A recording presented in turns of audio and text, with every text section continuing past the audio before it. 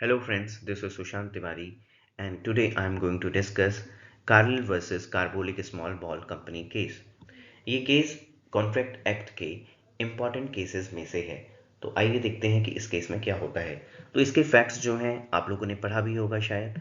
इसमें क्या होता है, एक कंपनी होती है जिसका नाम होता है कार्बोलिक स्मोक बॉल कंपनी। ये कंपनी क्या करती है, एक एडवर्टीजमेंट इशू करती है। भाई बहुत सारी कंपनियां आप देखते होंगे पेपर्स में, न्यूज़पेपर में एडवर्टीजमेंट अपने देते हैं, तो ऐसे ही ये कंपनी अपना एडवर्टीजमेंट देती है। क्या कहती है ये कंपनी कहती है कि हमने एक मेडिकल प्रिपरेशन बनाई है जिसको हमने नाम दिया है स्मोक बॉल। अगर आप इसका प्रयोग 3 टाइम करते हैं एक दिन में और 2 वीक तक करते हैं, जैसा कि डायरेक्शन इसमें दिया हुआ है उस हिसाब से, तो आपको इन्फ्लुएंजा नहीं होगा। ठीक है। अब इन्होंने ये जो अनाउंस किया ये एडवर्टीजमेंट के थ्रू किया। अब एक एडवर्टीजमेंट दिया था न्यूज़पेपर में, तो उसके थ्रू किया और इन्होंने कहा अगर इसको यूज़ करने के बाद किसी को भी इन्फ्लुएंजा होता है तो वो उसको 100 यूरो देंगे, जिसके लिए इन्होंने, क्योंकि ये सीरियस है इस मैटर को लेके, तो इन्होंने 1000 यूरो एक बैंक में डिपॉजिट भी कर दिया है। तो ये शो करता है इनकी सिंसेरिटी को। ठीक है। अब प्लेंटिफ जो होती हैं वो एक लेडी होती हैं और वो शॉप पे चली जाती हैं केमिस्ट के, इस एडवर्टीजमेंट को देख के, और वहाँ पर वो इस मेडिसिन को लेती हैं और उसको यूज़ करती हैं, लेकिन उसके बाद भी उनको इन्फ्लुएंजा हो जाता है। तो वो अपने 100 यूरो को रिकवर करने के लिए क्या करती हैं, एक सूट फाइल कर देती हैं। ठीक है। ये है उसका एडवर्टीजमेंट। तो ये एडवर्टीजमेंट यही है ना कि 100 रुपये नहीं, 100 यूरो आपको मिलेंगे अगर आप इस मेडिकल प्रिपरेशन को यूज़ करते हैं और उसके बाद भी आपको इन्फ्लुएंजा हो जाता है। ठीक है।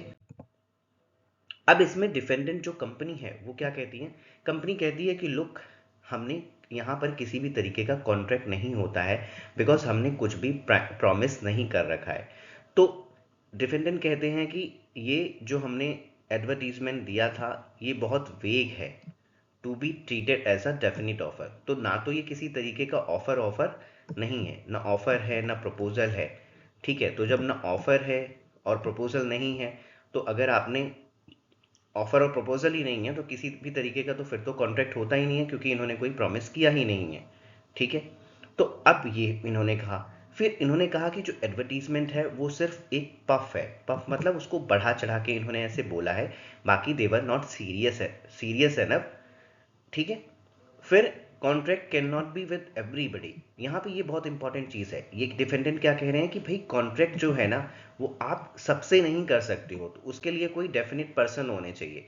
मतलब आप पब्लिक से नहीं कर सकते हो। आप ये नहीं कह सकते हो कि आपने एक एडवर्टीजमेंट इशू किया, एक एडवर्टीजमेंट दिया और उसके थ्रू आपने एक प्रपोजल जो है पूरी पब्लिक को दे दिया। तो वो कह रहे हैं कि ऐसे डायरेक्ट आप पब्लिक ऑफर नहीं दे सकते हो। कहने का मतलब ये है कि public offer can not be given. ठीक है। फिर कह रहे हैं there is no notice of acceptance. अब हमने देखा है कॉन्ट्रैक्ट एक्ट में कि अगर ऑफर मिलता है तो उसका एक्सेप्टेंस होता है, और एक्सेप्टेंस होने के बाद वो क्या कहलाता है, प्रॉमिस कहलाता है। उससे पहले तो नहीं।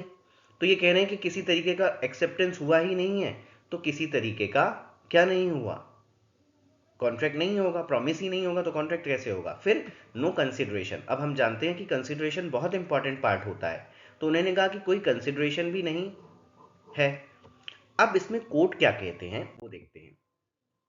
तो कोर्ट ने डिफेंडेंट के कंटेंशन को रिजेक्ट करा और कोर्ट ने कहा कि जो आपका एडवर्टीजमेंट है वो डेफिनिट नेचर का है, तो आप गलत कह रहे हो कि वो डेफिनिट नहीं है, इनडेफिनिट है। ठीक है। और ऑफर जो था, जो आप कह रहे हो कि पब्लिक ऑफर नहीं हो सकता या ऑफर सिर्फ एक व्यक्ति को हो सकता है या कुछ डेफिनिट लोगों को हो सकता है, वो गलत है। Offer was to the whole world. सारे लोगों को ये ऑफर था।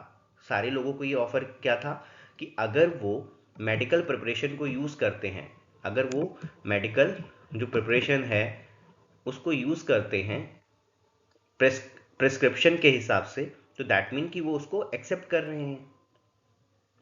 सो नो मेथड और mode of acceptance was indicated. तो कोर्ट ये भी कह रही कि कोई मेथड आपने तो बताया नहीं था कि कैसे एक्सेप्टेंस होना है। भाई एक्सेप्टेंस का मेथड क्या होगा, ये जो प्रॉमिसर होता है, जो प्रॉमिस कर रहे होते हैं, उनको बताना होता है, लेकिन आपने बताया नहीं था। तो मेथड क्या मान लिया जाएगा? मेथड मान लिया जाएगा कि अगर कोई पर्सन उस प्रिपरेशन को यूज़ कर रहा है आपके दिए हुए डायरेक्शन के हिसाब से, तो इसका मतलब उसने एक्सेप्ट कर लिया है। तो यहाँ पर वो लेडी जो हैं वो जाती हैं उस केमिस्ट की शॉप पे और वहाँ से उस मेडिकल प्रिपरेशन को, उस मिल्क बॉल को खरीदती हैं और उसको यूज़ करती हैं। तो इसका मतलब शी हैज़ एक्सेप्टेड इट। अब कंसिडरेशन क्या हो गया भाई?